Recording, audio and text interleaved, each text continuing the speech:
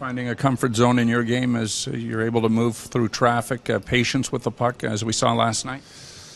A little bit. Still got a ways to go. Still have to get my game condition legs back, but making steps in the right direction. I think guys not giving up in the third and working hard to try and get 2 points is a sign of maturity, and we got to play like that for a full 60.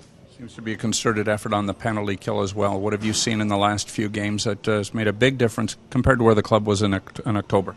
I think guys are just doing a better job of being in sync out there when there's time to pressuring, and if there's not a guy with his back turned or a puck bobbled or a chance to pressure, guys are doing a good job of reading off each other, getting in shot lanes, blocking shots, and communicating and doing those little things that all add up.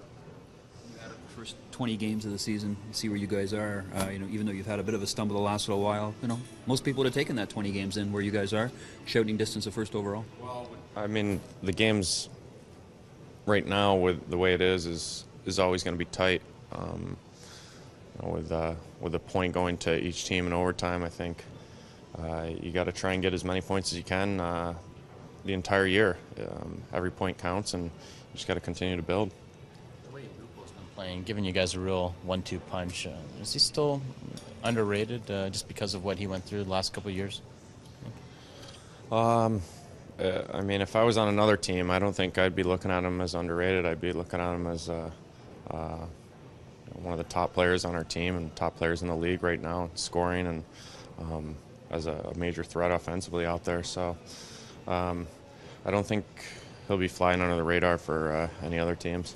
What does he do that's real effective for you guys playing with Phil? He's a skilled player. He can make moves. He's a shooter, and he works really hard, both on and off the ice. He's a hard worker, and combine that with some of his skill set and makes for a really good hockey player.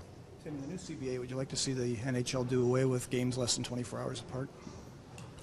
No, I have no problem with it. Everybody goes through it. I don't think it's a really big deal. I mean, it's only 2 hours difference, so I don't think that makes a difference, really. You don't feel more tired in games like that? For instance, last night's game, as opposed to if it was a 7 or 7:30 start? No, I mean, it's 5 o'clock or 7 o'clock. I don't really see too big of a difference. Anybody gaining any incredible energy in a 2-hour period.